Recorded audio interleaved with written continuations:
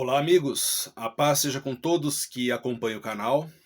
E hoje nós vamos falar de um texto um tanto conhecido da Bíblia e também polêmico, né? Que é o texto onde aparece a mulher adúltera, né? A qual o Senhor Jesus perdoou. E esse texto é bem interessante em João capítulo 8. Também há esse momento em que o Senhor Jesus escreve na terra com o dedo, né? E muitos querem saber o que ali está escrito. E também vamos abordar dentro desse vídeo sobre a crítica que alguns fazem sobre o texto não ser inspirado, né? Eu vou aqui responder a alegação principal que eles levantam, né? Mas vamos lá, vamos o texto por partes, né?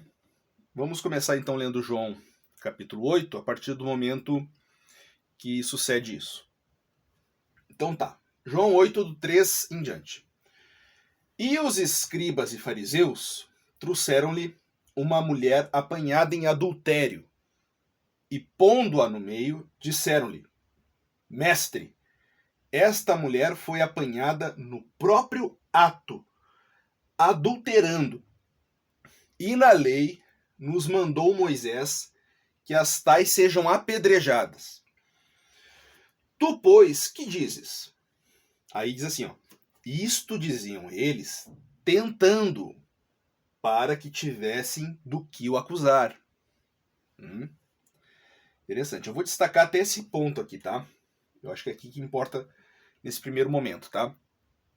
Então eles trazem a mulher para apanhada em adultério, no ato, né, segundo eles, e entregam para Jesus: olha, é para pedrejar ela, o que o Senhor nos diz? Veja que o texto mesmo explica que eles fazem isso porque se Jesus toma a decisão do apedrejamento, realmente ele ia ser acusado. Mas do quê? Está cumprindo a lei? Do que vão acusar ele? Bom, é que, na verdade, a pegadinha consiste no seguinte, olha só, o que diz na lei. Também o homem que adulterar com a mulher de outro, havendo adulterado com a mulher do seu próximo, certamente morrerá o adúltero e a adúltera, tá? E outro texto bíblico, isso aqui está em Levítico 20, verso 10. Já em Deuteronômio 22, 22, diz: quando um homem for achado deitado com mulher que tenha marido, então ambos morrerão. O homem que se deitou com a mulher e a mulher. Assim tirarás o mal de Israel. Então, o que consiste a pegadinha aqui? Jesus fala: não, apedreja a mulher. Aí, olha aí ó, o que tu fez, ó. Tu apedrejou só uma pessoa, tá faltando o homem.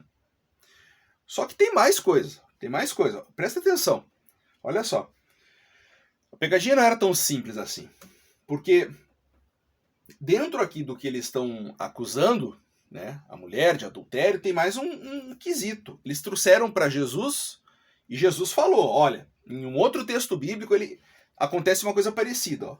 E disse-lhe um da multidão: Mestre, diz a meu irmão que reparta comigo a herança.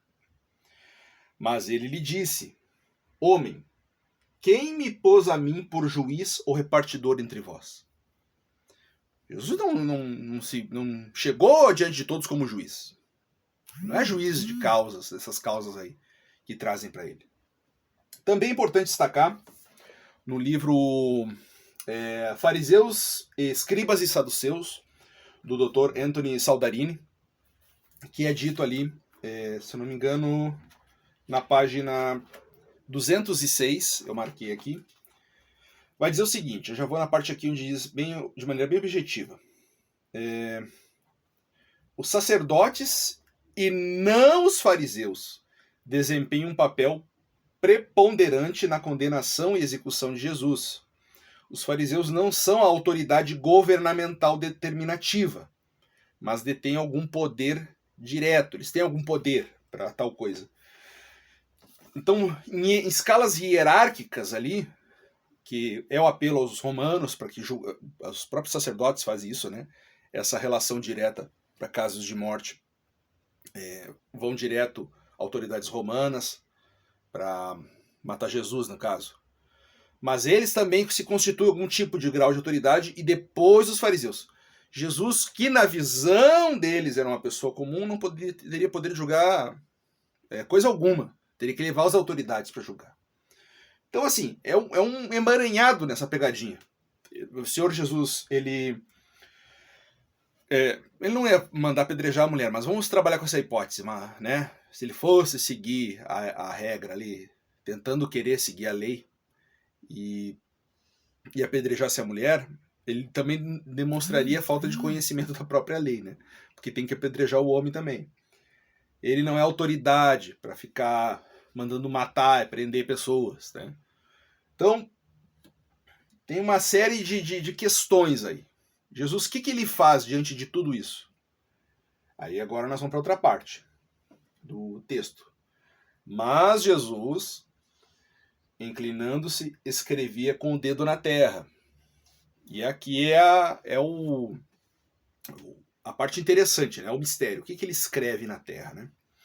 Bom, talvez alguns já saibam, já tenham visto essa visão, de interpretação sobre esse texto, que é talvez uma profecia de Jeremias capítulo 17, no verso 13, onde diz: Ó Senhor, esperança de Israel, todos aqueles que te deixam serão envergonhados. Os que se apartam de mim serão escritos sobre a terra. Vou destacar aqui, ó. Serão escritos sobre a terra, porque abandonaram o Senhor, a fonte das águas vivas. Então, quando Jesus escreve no chão, é possível que seja esse cumprimento de profecia aqui, daqueles que apartaram, né, o Senhor, e o próprio Senhor escreveu, né, com o dedo sobre a terra. Tá? Essa é uma possibilidade. Por que eu entendo que seja mesmo? Porque esse texto aqui tem mais um elemento que me chama muito a atenção, tá? Que tá aqui, ó, a parte de baixo aqui. Porque abandonam o Senhor, a fonte das águas vivas. Bom, isso aqui, no primeiro momento pode passar batido, mas se você observar o contexto onde o Senhor Jesus está escrevendo no chão ali, é o texto de João capítulo 8. Um texto antes, que é o João 7, um dia antes, né? E um texto antes desse momento que Jesus escreve no chão, olha o que acontece em João 7. E no último dia, o grande dia da festa, Jesus pôs-se em pé e clamou, dizendo: Se alguém tem sede, venha a mim e beba. Quem crê em mim, como diz a Escritura, rios de água viva correrão do seu ventre. Então, um dia antes deles trazerem essa mulher para apedrejar, né? O Senhor Jesus já tinha dito para eles: quem tem sede, vem a mim e beba. Ele é o manancial das águas vivas, ok? E aí, se nós vamos lá para a profecia que fala, escrito sobre a terra porque abandonaram a fonte das águas vivas, aí você entende, dentro daquele contexto, um texto antes, o Senhor Jesus falando que é a fonte, e eles não foram até Jesus. Então parece que, olha, quem crê em mim, como diz a Escritura, rios de água viva correrão do seu ventre. Aí isso faz todo sentido. Por que ele escreveu realmente com o dedo em terra? É de fato, muito provavelmente, tá? Eu acredito que seja mesmo o cumprimento dessa profecia de Jeremias 17, tá? Só que o texto não termina aqui, né? Que agora a coisa vai ficando interessante. Olha só. Estamos em João, aqui ao final do verso 6, né? João 8, verso 6. E aí diz assim, ó, em João 8, 7 ao 9.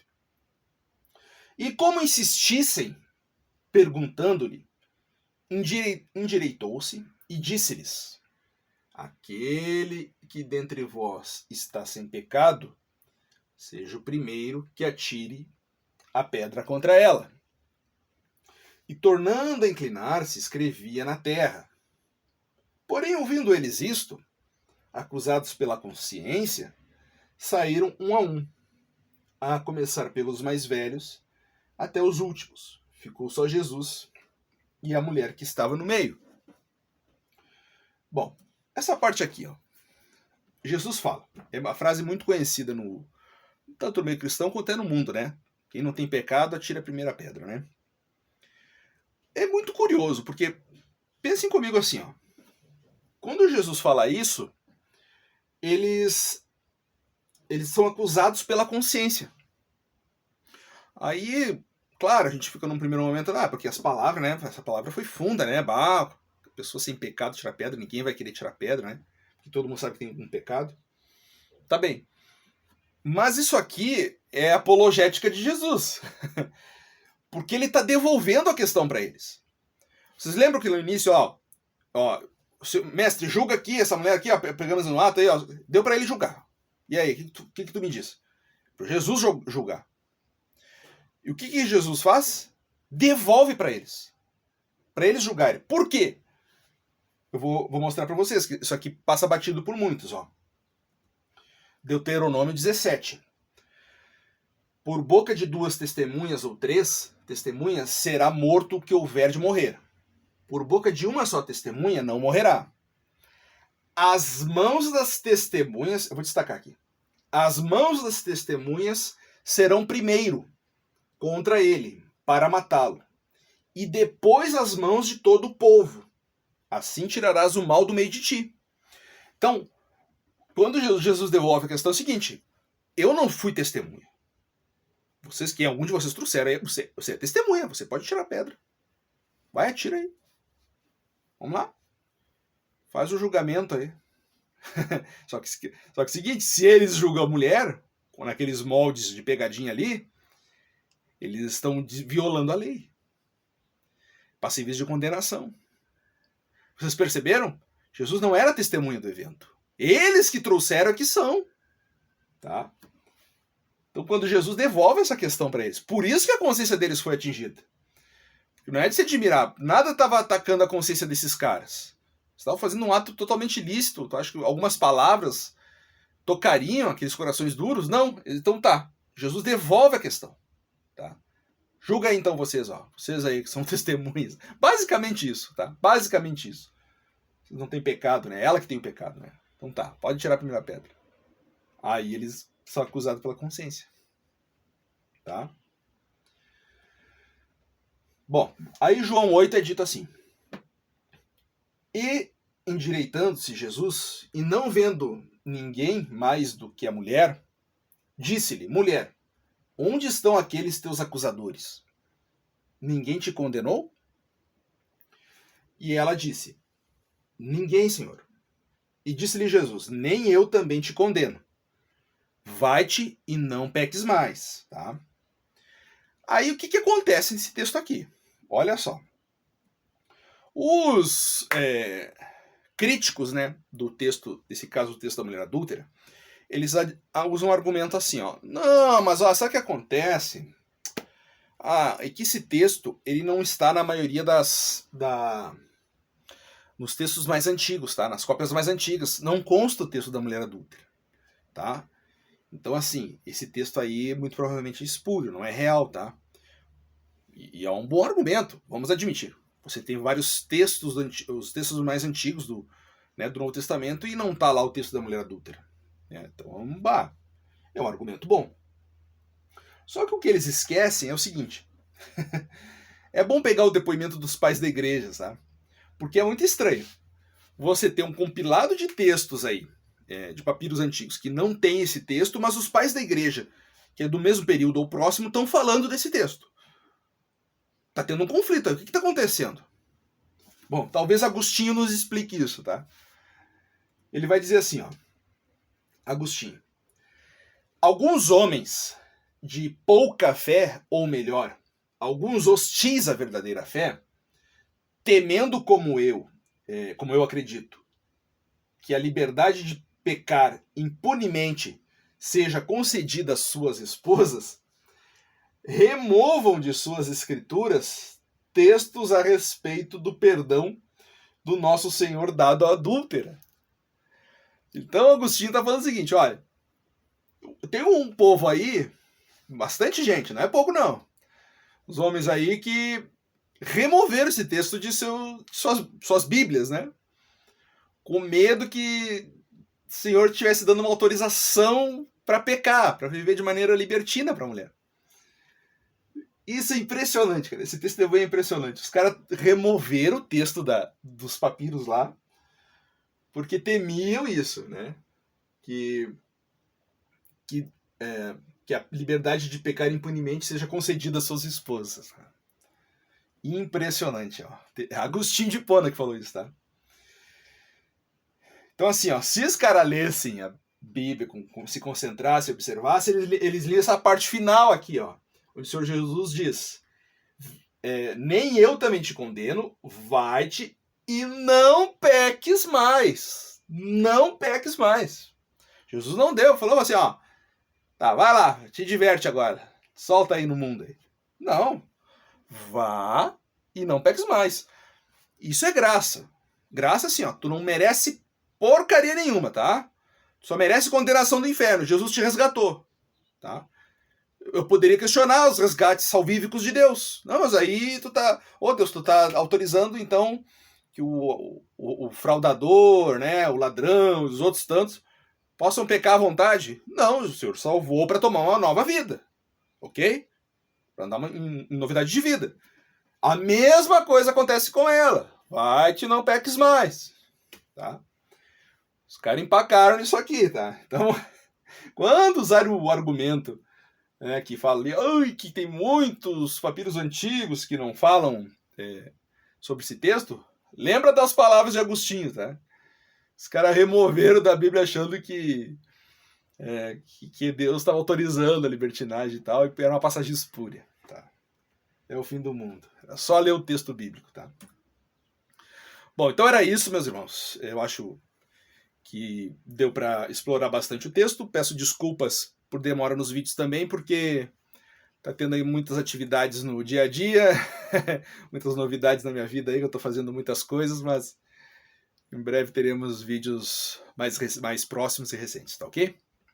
Deus abençoe a todos, fiquem na paz e espero ter ajudado a esclarecer um pouco sobre esse texto da Bíblia. Forte abraço e paz.